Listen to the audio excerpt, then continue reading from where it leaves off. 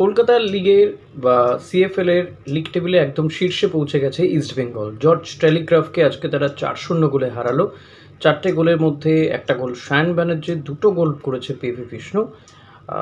তো এই ম্যাচটা নিঃসন্দেহে ইস্টবেঙ্গল জিতেছে, বড় ব্যবধানে জিতেছে। জর্জ টেলিগ্রাফের মতন দলকে তারা হারিয়েছে, খুব ভালো কথা। বেশ কিছু সিনিয়র প্লেয়ার খেলেছে। ডেভিড গোল মিস করেছে, পেনাল্টি মিস করেছে, এটা মানা যায় না ডেভিডের থেকে। কিন্তু যেটা বলার, যেটার জন্য এই ভিডিওটা, সেটা হচ্ছে ইস্টবেঙ্গলের সিনিয়র টিমে অনেক দিনের ধরেই একটা সমস্যা, সেটা হচ্ছে রাইট উইংয়ে একটা ভালো মানের প্লেয়ারের অভাব রয়েছে। অথচ দেখুন শায়ান ব্যানার্জি কিন্তু এই সিজনে রাইট উইংয়ে খেলে প্রচুর গোল করেছে, ডার্বিতেও গোল রয়েছে, তার পাস থেকে গোল হয়েছে।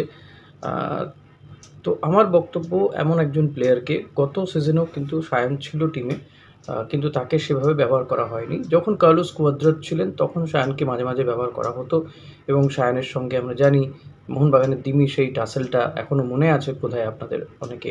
আমার মনে হয় সেটাকে স্মরণে রেখে এবার ডুরান্ড ডার্বিতেও বোধহয় লালচুং নোংগারা ওরকম একটা ঘটনা ঘটিয়েছিল।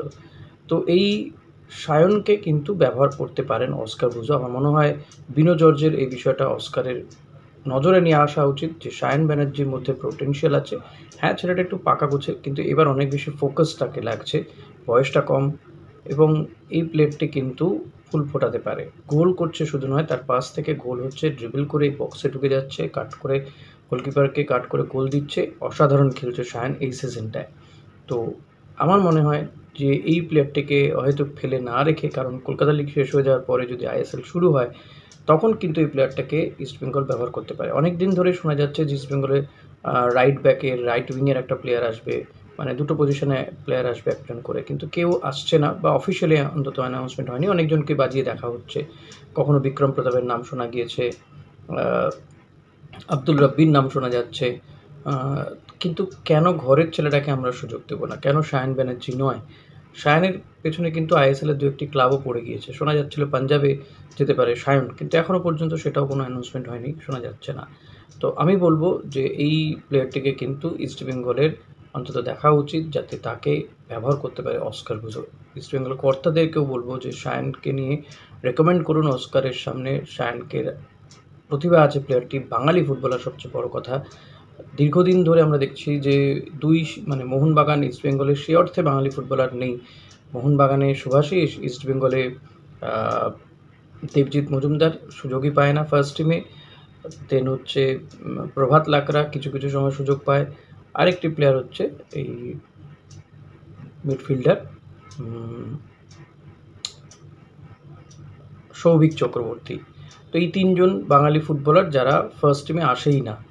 তো শায়ান কিন্তু এদের থেকে অনেক বেশি উজ্জ্বল, এবং ওর মধ্যে একটা অ্যাগ্রেশন আছে, ভালো গতি আছে, স্কিল আছে।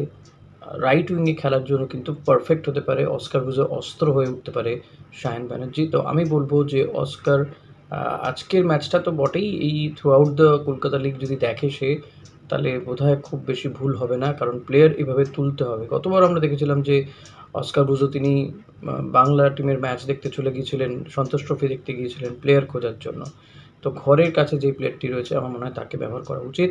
শায়ানকে সিনিয়র টিমে ইমিডিয়েটলি তাকে নিয়ে আসা উচিত। যদি আইএসএল হয়, সুপার কাপ হয়, শায়ানকে যেন আমরা দেখতে পাই প্রথম টিমে, এবং রাইট উইংয়ে একজন ভালো অপশন হতে পারে এই শায়ান ব্যানার্জি। তো আজকের ম্যাচটা সেটা আরও একবার প্রমাণ করলো। তো যাই হোক, ইস্টবেঙ্গলের রিজার্ভ টিমটা ভালো খেলছে, বিষ্ণু ফর্মে রয়েছে, প্র্যাকটিস ম্যাচ তারা পাচ্ছে, এটা অনেক বড় ব্যাপার তাদের জন্য, ডেভিড বিষ্ণুদের জন্য। তো এটাই বলবো যে এই জয়ের ধারাটা বজায় রাখতে হবে।